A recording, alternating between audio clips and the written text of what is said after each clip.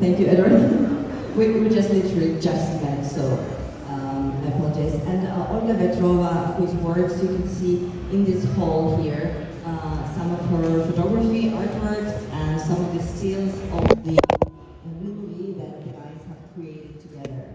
And so, initially when we were working on this public talk, it was supposed to be an interview with Olga, but in the process we decided that we should really broaden it and not only talk about Olga's personal experiences, photography, but also kind of touch on this amazing piece that we are about to witness, and it's going to be screening here on this stage at 7:30 p.m. And Olga, I guess my first question for you is, as a photographer and also as an artist, how do you navigate this to a different dimension? Because you do commercial photography and at the same time you do fine photography as a fine art. Okay. So how do you navigate this two? First of all, I can't say that I'm navigating separately. It doesn't matter for me in project if it's a commercial or just my art project. I just try to invest all my soul in it, thinking that if I have a client, I shoot for him, like targeting like his own things. And when I'm shooting just artworks, like out of these 3 works that are on this side, 2 are commercial works, and 1 is just my speech, let's say. I cannot say that they differ somehow. So it's not separated in my vision. And I know that photography, for me, is such a mystery photography because it's so technical, and I am such a non-technical person. I'm not technical as well, and when my colleagues ask me how do I do this technically, I always, I feel stupid about that question at that moment because I don't know. I don't know technicals. Well, sure, I know as a professional how to set up the light and everything, but as an artist, I just feel it first of all. And then sometimes it's the team that is in charge who help me with the light, who help me with all the settings, if it's a big project. But it's a vision first of all, and even in post-production, I don't draw anything in post-production, I do everything on set, and maybe only the retouch of skin or some tiny imperfections that I remove. All the rest is not technical, it's just a vision. It's practically the same as artists, the painters do. They paint, I paint, but just my tool is camera, and their tool is brushes and canvas. Oh, this is impressive. So basically most of your work, is it fair to say that they don't have much post-production in them? Everything is happening in real life on set? So my favorite intention is to create something that for the audience it looks like Photoshop, because now in normal world, like everybody thinks that it's just drawn with the eye or Photoshop or just done in post-production. And I try to do all the effects in real life, and for that I have to prove this for the audience. That's why usually I do either videos from my creative sets or just reels with the phone and everything, so people can see the backstage of it. And that way, they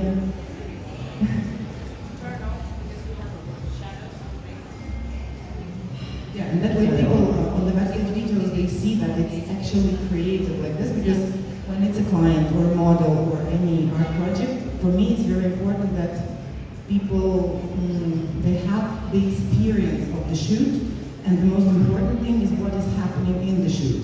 And the result is, I cannot say the side effect, but it is a side effect. So what comes in the end is it just happened, but the process should be captured. Like for example, again, the middle work here, I was sitting 3 hours with kids' noodles that consist of the words. The noodles that we like. Noodles, yeah, with alphabet. So I was choosing the alphabet and we were doing the words out of this alphabet, but there was also stars and hearts, which I was selecting out because we didn't need it for my project. And that's why it's not Photoshop. So all the writings on her, it's keywords that were about it's called info-noise. It's called about how much information we have, and you have to choose wisely what you eat, like you eat healthy food. So why don't you think about healthy information food that you put in yourself? That's why noodles is actually the food. Thank you, Olga. This is a very fair point, actually. We live in an era where it is just so media saturated. We don't really know where to look for the truth. Nothing really as it appears. Like the other day I was reading an article and it says that actually Google, that we usually search for, Google basically structures our life right now because that's where we go to search for information. But now with the AI, Google isn't capable of recognizing an AI photograph or from a real one. So many of the fake visual materials go into the web and get reposted, and then it gets so intertwined with the reality. And the art world has been talking that we are living in a post-truth era since the beginning of 2000s, I think, but I don't think that we knew where it was all coming towards. And so on that note, what do you think of AI in art right now? Because I can imagine how much work goes into creating an artwork like this, and staging the light, and working with a model, and all of these things. What do you think about artworks being created just as a snap of a finger? Well, first of all, I know that all photographers, artists too, designers, and everybody are worried about it. Oh, AI will replace us and everything. And my first point as an artist is, well, do something that cannot be replaced by a computer. That's fair point for any artist. Second, it's choice of any artist. Either you choose the path of being scared and, oh my God, I'm useless from this point and now on. And second is use these tools. So for example, like me and Eddie, we were discussing how Photoshop integrated AI in it. And all the photographers were, oh my God, so now everything can be done in one click, like you said. And my reaction was, okay, you can do everything in studio. And then AI will contour in the background. So there is more quality. There is less effort of the team that is involved. We are working in more comfortable things, more comfortable place. We're not burning our skin on the beach. We're just creating this beach. That's one of the sites where we can use it. And me personally, I cannot draw.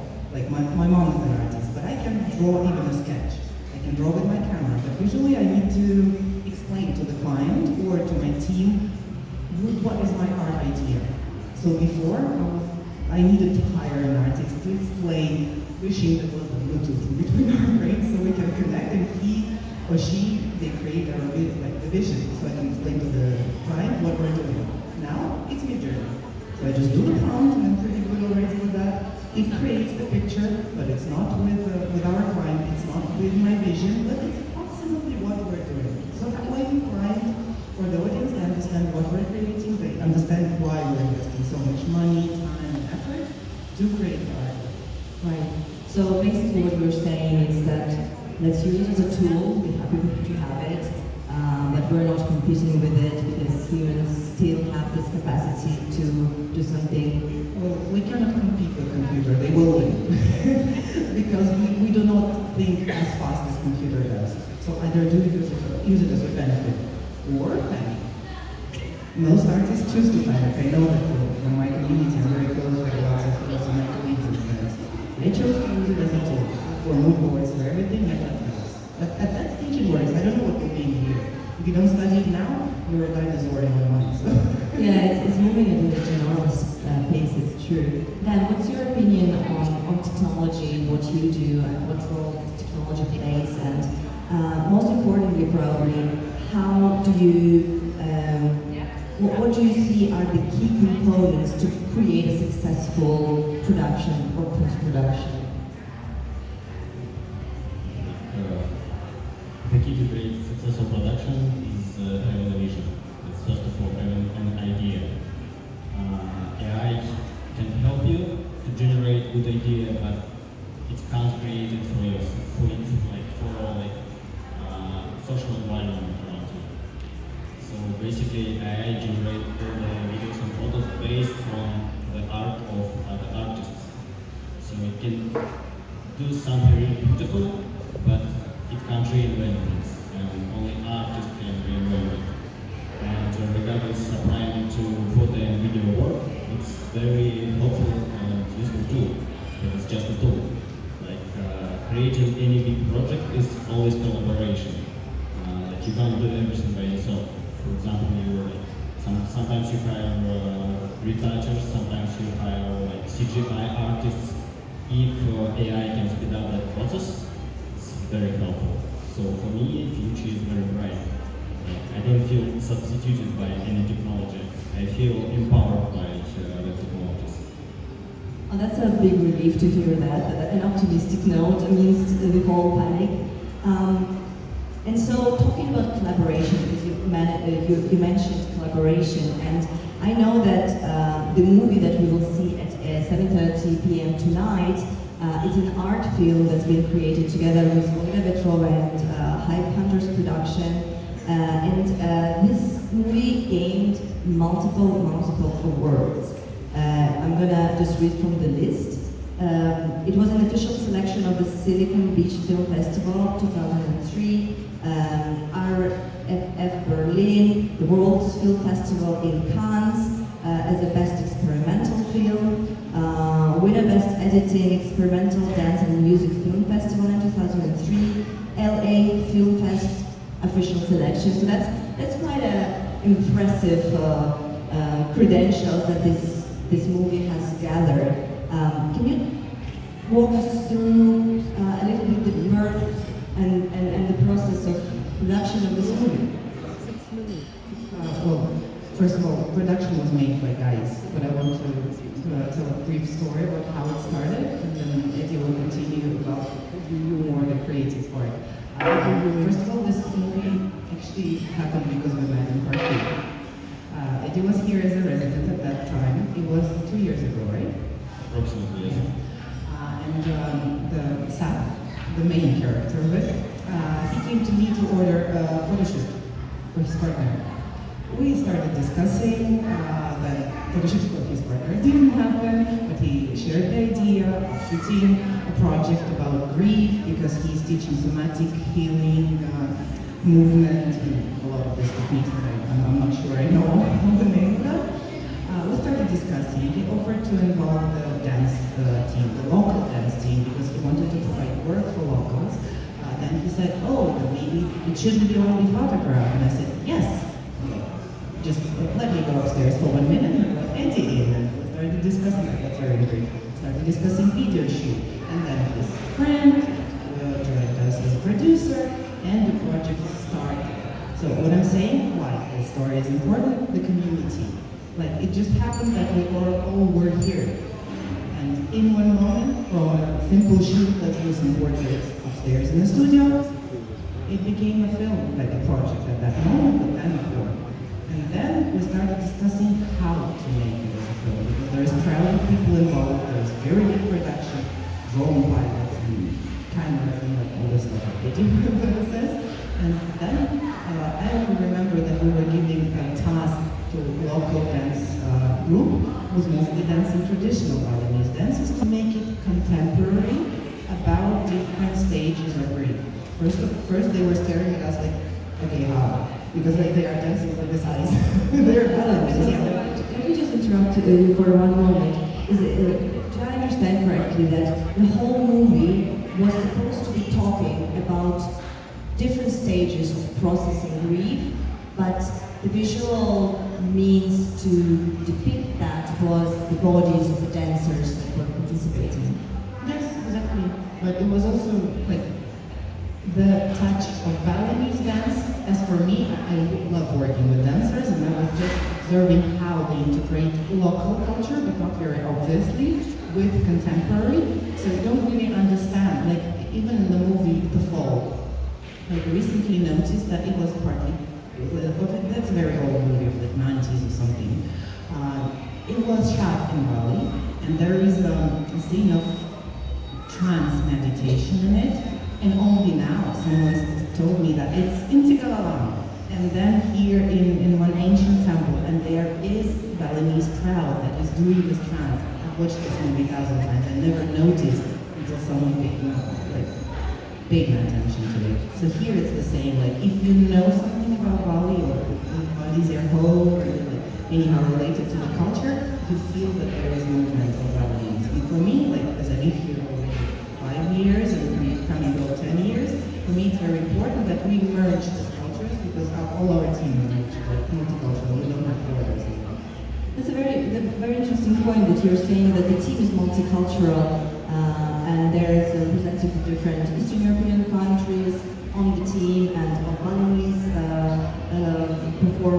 performers. So how was it working in this kind of multicultural environment?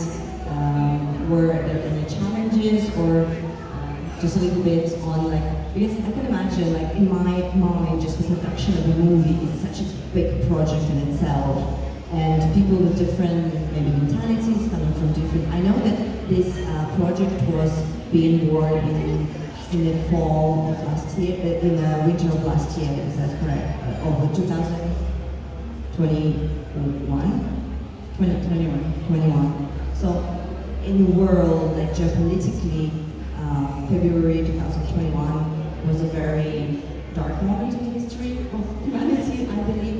So how was that in any way reflected in the work that you do?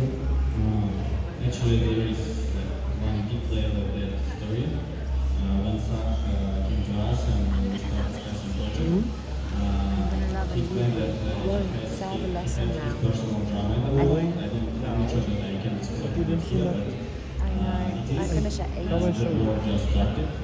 I'm from Russia, my grandfather, Will you be here at 8? second camera is from Ukraine, and we've all experienced big drama in our life at the moment, and we all feel that we somehow wanted to express that feeling, and for us art is a way to express our thoughts and feelings, so the project was like a relief of our thoughts and personal drama via art. And I think that if you want to go internationally, if you want to grow big, you need to work internationally.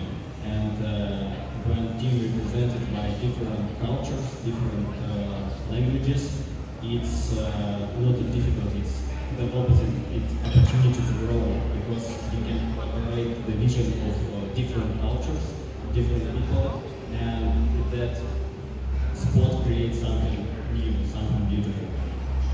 Thank you, that's so beautifully put. I also wanted to add that at that point, I even remember the moment when there is a difference in our cultures. Like, we are hard workers, and our team, if we have a task, we work till we die. Balinese team have their own strict schedule, so when it's lunchtime.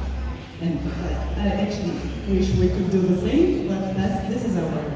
We were raised like that. Work.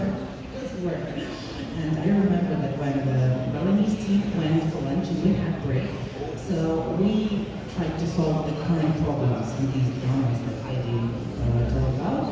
And I was in my phone talking to families and friends and everything, and I put my eyes up on the team and I even said, guys, thank you. That when all the world now is fighting, we are working together, we're not blaming each other for anything, and we're creating together something that can become, we didn't know what it will become, can become something meaningful that I'm just doing because it's what it is. So that's the motivation for us, just to create together, create art, because those ones, at least at our scale, maybe the audience, and that's the best benefit. So basically, literally make our own world, right? In your guys' case. Circling back to all the rewards, and by the way, congratulations, that's very impressive. What would you say are the secrets? Like, well, maybe there are photographers and other artists here today. What is the secret, to your opinion, to create like an award-winning project? Like fun facts about that project. None of us has any art or film degree. I'm an engineer of first education and ECC education, like half of ECC education.